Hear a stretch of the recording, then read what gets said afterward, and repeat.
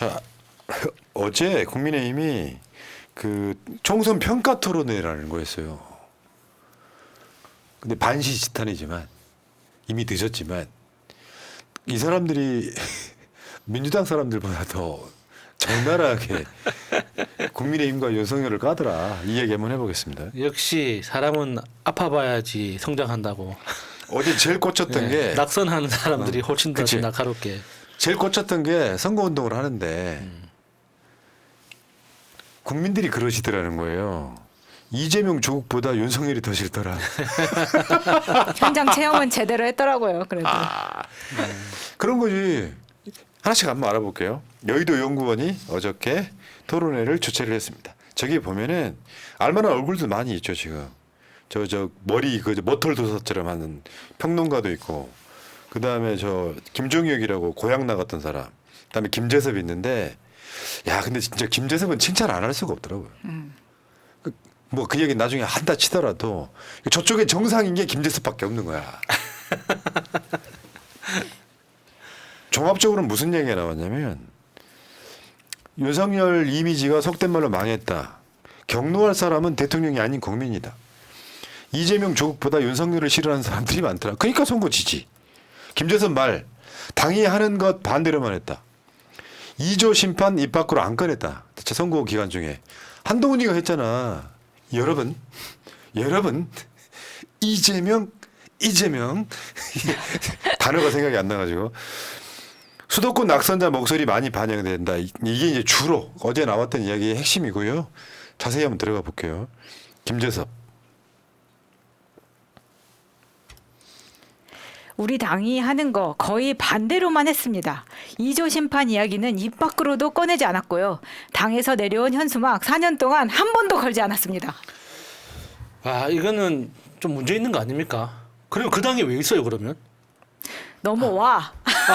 아니 그렇게 당 정책과 당 방향이 안 맞으면 이 당으로 넘어오면 되지. 왜 거기서 저러고 있냐고. 그러니까 사실은 도봉갑에서 정신 똑바로 차리고 있었다고 보여지는 거예요. 2조 심판이 그 동네에서 먹히지 않는다는 걸 얘는 그러니까 알고 있었다고 이야기 보여집니다. 그러니까 정신머리 박혔구나 그 말을 하고 싶었던 거잖아요. 자꾸 이제 좀 험한 말을 안 하려고 예쁜 말로 하니까. 바꾸려고 하니까 안 되잖아. 자 다음 김종혁. 고향병 낙선자입니다. 이재명 조국 잘못한 거 알지만 대통령이 더 싫다는 사람이 많았다. 근데 논리는 그런 거죠. 그래 이재명 조국 수사해가지고 피의자이거나 뭐 피고인인 건 알겠는데 그런데 왜 윤석열하고 김건희는 수사를 안 해? 이런 이야기예요. 네. 핵심이. 그리고 하나 더 나왔었죠. 왜 그렇게 뻑하면 대통령이 경로한다는 그런 표현이 나옵니까? 그러니까 경로한다는 보도가 밖으로 나온 게 뭔 도움이 되냐 이런 논리인데 그렇죠. 하나만 더 알려줄게요. 경로한 게 많아지잖아요. 문재인 대통령도 경로합니다. 근데 윤석열이 한 경로는 뭐냐면 나는 어른데 내 밑에 참모들이나 우리 당이 뭘 못했기 때문에 내가 꾸짖었다를 언론 플레이하는 거야. 거기다가 실무자들 입장에서 봤을 때 자기를 방어하기 위한 마지막 표현이에요. 그러니까 대통령실에서 나오는 여러 가지 소문들 중에 그 살벌한 욕설이라는 이야기가 많잖아요. 그러니까 살아가면서 한 번도 들어본 적도 없는 정도의 수준의 요구를 대통령이 한다 실무진들한테. 그러면 이제 실무진들이 언론이나 이제 여러 관료들을 만나서 방어를 해야 되잖아요. 왜 안 되는지. 지금 당신들이 요구하는 걸 왜 대답해 줄 수 없고 왜 그런 정책들을 실행할 수 없는지에 대해서 이야기를 하다 보면은 결국에는 대통령이 화낸다는 이야기밖에 없어요. 내가 지금 그 정책 받아 안고 들어가면 내가 죽기 때문에 안 된다. 이런 이야기밖에 안 되거든요. 그러니까 결국에는 그 경로라는 표현이 가장 순화된 표현이죠. 대통령이 욕한다. 이렇게 이야기할 수는 없으니까. 그러니까 저거는 아주 노골적인 표현 같지만 순화된 표현에 가깝고 어제 그 아까 배종찬 국민의힘의 별명이 하나 더 생겼다. 경포당 경기도를 포기한 정당이다. 이건 뭐냐면요. 그때 박수영인가 누군가 국민의힘이 박수영. 우리가 지긴 했는데 5% 차이밖에 안 났어. 정규 평균 5%다. 그 애들이 모자란 거예요. 지금 소선거 구제하에서 당선된 사람은 1%가 아니라 한 표가 많아 당선되죠. 그래서 졌어 결과물이. 얘네들이 108석밖에 못 얻었어요. 그럼 108석이 있기 때문에 우리는 국민들의 평가를 받은 게 아니라 108석의 국민들의 뜻을 받은 거다라고 이야기하는 게 아니라 과반이 중요한 국회에서 과반보다 사실은 거의 3분의 1밖에 못 얻은 거잖아요. 그럼 내가 말씀드렸잖아. 극우에 해당하는 사람들이 국민의힘 찍는 건 의미가 없다고. 그거는 뽑히긴 했어. 국회의원들 개인은 뽑히긴 했는데 국가의 어떤 그 시스템과 구조화에서는 여당이 과반을 얻지 못하면 아무것도 못해요. 정치 세력으로서는 의미가 없다고. 이미 패족이 됐다고. 그런데 서울에서 뭐 민주당하고 국민의힘하고 경기도 인천에서 뭐 몇 퍼센트 차이 났다는 쉽게 표현하면 그게 완전히 자기들 뇌피셜, 소위 말하는 자유행위에 가깝습니다. 이게 다른 분석이 있었잖아. 그 낙선자 중에. 우리 지지층이 많은 연령대 분들이 해년마다 30만 명씩 돌아가신다. 왜 그 생각을 안 해? 이러면 이렇게 되면 추세가 쫓아 올라가는 추세가 아니라 저번에 그 부울경에서 부산에서 우리 민주당 지지층들이 45% 평균 득표했다 그러잖아요. 근데 그 지지층들이 개년마다 30만 명씩 돌아가시잖아. 그러니까 다음 선거 때는 희망을 볼 수 있는 거야. 그런데 경기도나 이런 데서 수도권에서 5%밖에 차이 안 났다 그러면 다음에는 10% 차이 나지. 근데 이걸 갖고 자기들끼리 자유를 좀 노골적인 속칭 표현 딸딸이 치고 있는 거예요. 그러니까 그 5%라는 것도 굉장히 큰 착각이죠. 그러니까 부울기형 같은 이번에 부산에서는 민주당이 한 석밖에 못 가져갔지만 그 표를 보니까 대부분 40%에서 45% 가져갔다. 당선된 사람들이 45에서 50%를 가져갔기 때문에 보통 이제 평균 5%가 차이 났다고 이야기를 하지만 경기도를 보면은 10% 이상 차이 납니다. 서울도 5%가 차이 나고 인천은 7, 8% 차이가 나거든요. 그러니까 그거를 설명을 못 하는 거예요. 왜냐하면 그 이야기를 하기 시작하면 자기들이 할 말이 없어지거든요. 그렇지. 그러니까 경포당, 야 오랜만에 들어보네. 손학규가 노무현 대통령한테 경포대 대통령이라고 그랬었어. 예. 근데 나중에 알고 봤더니 노무현 대통령이 이명박보다 성장률이 훨씬 높았습니다. 경제를 포기한 대통령 이런 거였었거든. 근데 그 뭐 국민의힘 이야기는 아닌데 문득 생각이 났어요. 민주당이 압승한 여러 가지 요소가 있잖아요. 그중에 나는 이재명 대표의 결단이 하나 작용을 했다고 봐요. 많은 사람들이 이야기하지 않고 있는 것. 녹색정의당을 제외하고 웬만한 정당들이 다 단일화를 내버린 거예요. 예. 그 단일화를 하기 위해서 뭐가 선결 조건이 됐어야 되냐면 준연동형을 유지하는 거였어요. 그렇죠. 준연동형을 유지함으로써 그들이 원내 정당이 될 수 있게 민주당 입장에서 배려를 해준 거예요. 그러니까 웬만한 호남 같은 지역을 제외하고는 다 단일화를 했지 않습니까? 예. 그 단일화가 압승의 기본적인 밑바탕이 됐다고 보는 거예요. 그런데 다시 한번 열받아서 하는 이야기예요. 대표님 병립형으로 가야 된다고 주장했던 사람들이 있잖아. 총선은 이길 수 있을지 몰라. 민주당 단독 과반을 할 수 있었을지 몰라. 예. 그런데 그 병립형으로 회귀했다면 이재명 대표의 대선은 굉장히 위험해질 수 있는 상황이에요. 그래서 그걸 잊지 말아야 된다고. 이재명 대표의 정치력과 그 진보 정당들이 같이 한 단일 후보로서 나와줬던 것에 대한 고마움도 잊지 말아야 돼.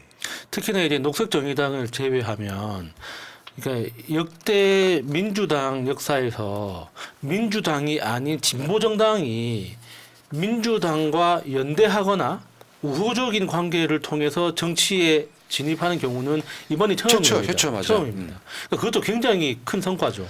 여러분들 기억하실지 모르겠지만 정의당 심상정 후보랑 단일화만 했어도 우리 대선 안 졌어요. 그렇죠. 그 과정에 큰 그림 그리고 있는 거예요. 민주당만이 만약에 연동 뭐 병립형으로 갔을 때 민주당이 지금보다 더 얻었으리란 법 없습니다. 여기까지 하시고 어쨌건 그렇고요. 그러니까 쟤네들 입장에서 그래도 김종혁이나 누구였지 또 그 까먹었네. 내가 김재섭 이런 사람들의 목소리가 먹힐 거냐? 그건 아니라는 거예요. 그건 아니죠. 네, 왜냐하면 김종혁이 이런 발언을 하고 나서 국민의힘에서 엄청 비판을 받고 있더라고요. 네가 그 자리까지 올라가는데 누구 덕인데 지금 와서 이런 이야기를 그 하느냐. 자리가 뭐냐? 낙선자 그 자리예요?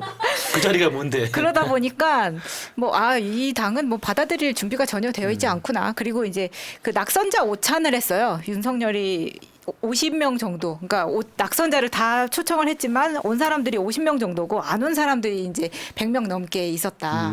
그럼 온 사람들은 내가 어떻게 공공자리라도 공공기관 한 자리라도 얻어보겠다는 그런 걸로 나간 사람들도 있고 안 간 사람들은 내가 거기 가서 이야기 한마디 해봤자 다음 공천 때 윤석열은 있지도 않을 네. 건데 라는 마음으로 간 그런 것들을 보면은 더 이상 국민의힘에 그 기대를 걸고 있는 사람들 특히 이번 총선에 적극적으로 기대했던 사람들조차 다 떨어져 나가고 있다는 겁니다. 맞죠. 그게 저번에 우리가 총선 전에 국민의힘 조혜진이 나와가지고 한번 기자회견 한번 한 적 있어요. 세게, 엄청 시게. 네. 결국 떨어졌어. 그 지역구 민심 때문에. 그 조혜진이 한 말입니다. 대통령 신복이 반성은커녕 당대표 나선다. 이대로면 보수정당 파산이다. 이게 무슨 이야기냐면 이철규를 원내대표에 박으려고 하니까 나온 반발입니다. 그렇잖아요. 윤핵관이란 말은 간신이란 뜻이에요. 윤석열 가까운 사람들 간신이어서 대통령님 잘하십니다. 이승만 때 나왔던 그 유명한 말 있잖아. 각하 시원하 쓰겠습니다. 방구를. 네. 그 상황에서 얘네들이 윤석열 눈과 귀를 가린 일종의 간신이 된 거 아니야. 그런 사람들이 다시 나서 하겠다는 거잖아요. 특히나 지금 국민의힘은 역대 보수 정당 중에서도 굉장히 상태가 심각합니다. 과거에 새누리당이나 신한국당, 뭐 자유한국당 이 시절만 하더라도 정치 쟁점을 가지고 싸울 때 싸우더라도 결과 표면적으로는 정책을 두고 싸웠어요. 이 정책이 맞다 틀리다 그거는 빨갱이 정책이다 대한민국은 이 정책이 맞다 이런 식으로 정책을 두고 싸웠는데 지금 국민의힘은 그게 없습니다. 제시하는 정책도 없고 추진하는 정책도 없고 그리고 내부적으로 연구하거나 만들어 나가고 있는 정책도 없어요. 그냥 생 초짜로 그냥 무조건 싸움만 하는 거예요. 민주당이 뭐 하자 그러면 안 한다. 빨갱이다. 안 된다. 이 이야기만 하고 있지. 지금 국민의힘이 어떤 정당으로서 정치 철학을 내세우거나 안 그래도 국가의 비전을 보여주거나 제시하거나 그런 게 전혀 없잖아요. 진짜 대한민국 보수 정당 역사에서도 이런 케이스는 처음인 거예요. 네. 저기 보면은 저 조정훈이 저런 애들을 간신이라고 하는 겁니다. 당 옮겨가는 거 보세요.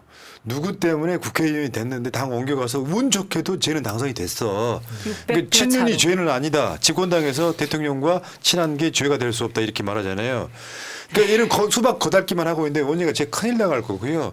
윤석열이 좀 어려움에 빠지면 제일 먼저 탈출하는 애가 또 얘예요. 얘 또 탈당할 수 있어요. 지금은 친윤이 죄라서 이철규가 비판을 받는 게 아니라 사실 여당이 참패한 초유의 기록을 세운 당입니다. 근데 여기에 친윤 이철규가 비서실장 친윤 정진석과 함께 이걸 한다고 하니 그거 사이트에서조차 댓글은 야 이번에 원내대표 이철규가 하면 우리 망해 이런 댓글이 달리는 거예요. 그러니까 이거는요. 이철규가 나왔다고 하는 것은 윤석열 지키겠다는 거예요. 108석밖에 안 되니까 표단속 열심히 해가지고 거부권 행사도 할 수 있고 탄핵도 안 당하게끔 당을 단단하게 묶겠다는 뜻이에요. 윤석열 입장에서는 그래요. 이철규 같은 딸랑이를 원내대표라도 시켜줘야 이탈표를 좀 줄일 텐데 윤석열이가 당사자들 모아가지고 뭐라 그랬어. 우리는 하나다 그랬잖아. 이탈표 생길까 봐. 그런데 만약에 이렇게 이제 저걸 이제 다른 표현으로 하면 원심력이 작동하지 않고 구심력만 작동을 시키면 당은 조금 더 단속을 할 수 있을지 모르지만 윤석열 지지율은 계속 떨어지면서 사실은 국민으로부터 더 멀어진다. 이 논리를 조혜진이 하고 있는 거예요. 그러면서 이제 이게 나이연대라는 이야기가 또 나왔죠. 나경원, 이철규. 나경원 당대표, 이철규 원내대표 이 얘기가 나왔는데 이철규 의원이 총선 직후에 나경원 당선인과 윤석열 대통령 만남을 중재했더라. 어처구니가 없네 진짜. 나경원이 윤석열 보고 싶어 할까요? 아니 그럴 수는 있어요. 왜냐하면 지금 당대표로 내세울 만한 인물이 없어서 그중에 가장 만만하고 가까운 사람을 나경원으로 꼽고 싶은 게 이렇게 되는 거지. 만약에 이철규하고 나경원을 관저나 이런 데서 만났다고 칩시다. 윤석열이가. 그러면 어떤 얘기가 나왔겠어요. 나 의원이 당대표 하시고 옆에 있는 그 이철규 의원이 원내대표 하시면 되겠네. 그거예요. 아유 지난 날은 다 있고 우리가 무슨 일 있었어? 그렇게 나가는 거죠. 그럼 그 식사 자리에는 김건희는 동석합니까 안 합니까? 근데 이게 정치권으로서는 좀 어려운 문제이긴 해요. 뭐냐면 우리도 내부 총질하는 사람들에 대한 비판이 거세잖아요. 네. 만약에 윤석열 찐팬이 있다고 생각해봐봐. 몇 놈 안 되겠지만. 근데 윤석열이 정치 어려움에 처했을 때 김재섭이처럼 바른 말하는 사람이 싫겠죠. 그거랑 똑같은 원리여서 이 구조 속에는 구심력이 먼저 작동하는 게 맞는데 이건 통상적인 정치 문법이고 완전히 망했잖아요. 완전히 망하면 뭘부터 시작을 해야 되냐면 정치 문법이라는 게 국민들이 분노한 걸 풀어줘야 되는 거야. 얘네들이 윤석열을 지키는 게 먼저가 아니고 국민들한테 윤석열이 정말 많이 변했구나. 야 이런 거 거부권 행사 안 하네? 진짜 일하고 있네? 그러면 당연히 이게 정치권으로 가서 오히려 108석의 이탈표가 줄어드는 거예요. 근데 얘네들은 그거를 반대로 하고 있잖아 지금. 그렇기 때문에 비윤인 나경원을 앞세워가지고 나경원한테 당대표를 맡겨서 뭔가 이렇게 중화를 시켜보고자 하는 물밑 작업이 있지 않았나. 그래서 지금 대통령실에서는 나경원하고 화해한 거는 맞다라고 증언하는 사람들이 많은 거 아닙니까? 근데 이게 이야기를 하다 보니까 우리가 진짜 진심으로 국민의힘 걱정해 주는 것 같아서 기분이 이상합니다. 뭔가 진짜 걱정해 주는 사람 같아요. 걱정 안 했어. 우리 팝콘 먹고 있는 거예요. 아, 지금. 그런가? 내가 제일 싫어하는 정치인 베스트 5 안에 들어가 있어. 아니 그래서 지금 나경원한테도 이철규와의 연대설이 있는데 어떤 반응을 물어보면은 정확하게 이야기를 하지 않고 그냥 웃어 넘기거나 그냥 웃지요라고 말을 하면서 넘어갑니다. 저는 확실하게 이러한 대화가 있었을 거라고 네. 생각이 들어요. 그러니까 정치는 명분의 예술이라고 제가 끝없이 하면 그 말의 뜻이 뭔지 함의가 뭔지를 연구를 해야 될 게 아니야 이 국민의힘 놈들아. 명분의 예술이라는 말은 국민을 위한 명분인 거예요. 윤석열이 지금 국민의힘이 지금 90석인들 윤석열이 정치 잘하겠다고 나오면 탄핵시키란 말 안 합니다. 그러면 가장 먼저 뭘 해야 되느냐? 국민 마음을 풀어야 될 거 아니야. 네. 나는 변했어. 그래서 국민의힘 구성원들이 비윤이라고 했던 예를 들면 유승민 같은 사람 당대표로 밀고 그 나머지 사람들이 원내대표도 하면서 국민의 뜻을 먼저 받들겠다라고 하면 윤석열 탄핵 얘기 안 나온다고요. 근데 이걸 못하고 있는 것 때문에 문제인 거고 그 이야기를 조혜진이 한 거예요. 알아들으시라고. 윤석열이 국민의힘이 50석밖에 안 돼도 잘하고 있으면 탄핵하란 말 못하는 거예요. 명분의 예술. 아시겠죠? 또 댓글창 또 달리네요. 알려주지 마세요. 감사합니다. 자, 박양배님 고맙습니다.